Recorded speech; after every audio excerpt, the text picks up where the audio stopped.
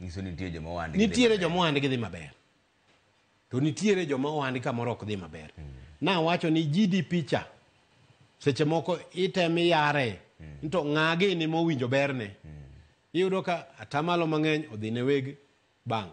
Atamalo moro odhi ne weg gine to kidhiye kamiyawe kambi ka manufacturing to kamoro moko kama entie no kata ok omedore matin.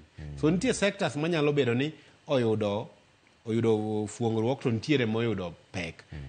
Machielo manyalo miyo pesa bedo matin e uchumi mondo mi winj ka jiwacho ni ok wane kata kaka ohala chalo.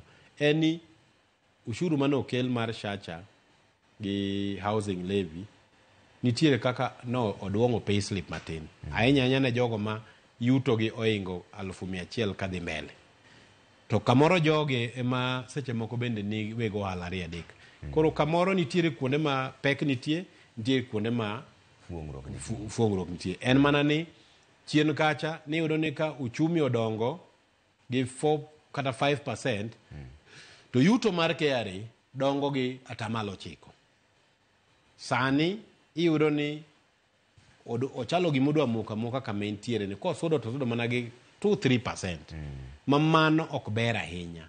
Nikech king'iyo sectors gi tetete, aparo ni large taxpayers ma be e joma mchulo ushuru mang'eny mogik e Kenya ka, king'iyo gi target mane sirikal nigo, jo KRA nigo, gin kamoro over 90%.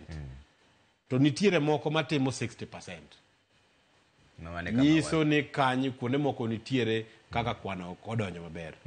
Atemo paro ne jo KRA ni gidogi nona ne VAT to population ni. En gi berne to en gi rachne.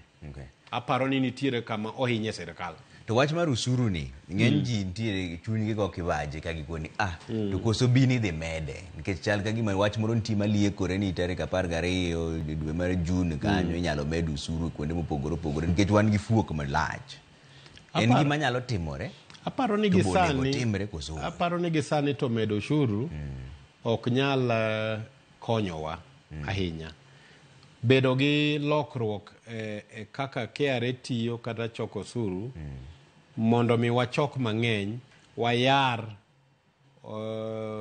adita kata tonga mwachoko go ushuru dhi bedo maber moloyo medo ushuru. Sani medo ushuru ok da nyisi sirikal ni medo ushuru. Gima da jiwgi niya, ka nitie jogo ma nigi yuto to ok donje okapu okel pesa gi ok donjo okapu mar sirikal mar ushuru, wamany yore minyaomgi go mondo mi oketgi kata ni KRA nyaka ti gi technology ma nyasani mondo mi gimeny lwasni maber mondo mi ng'ato ka ng'ato ochul ushuru monego ochul. Aparo ni mano nyalo bedo maber moloyo medo ushuru gi sani nikech nitiere mana kama nitie ushuru nitie kaka koidho to idha to nitie kama kochope to koro nyalo maridore kimede to gimi paro ni dhi yudo no koro kiyudi. Kato bende onyalo nyayo lwasi mar ji temo badhore ne ushuru. An gik mamiyo ji badhore ne ushuru ng'eny. Kamoro ng'ene ka dhano onge gi gadiere gi sirikal. To kendo ka weche mag mibadhi ema kamoro kichiewo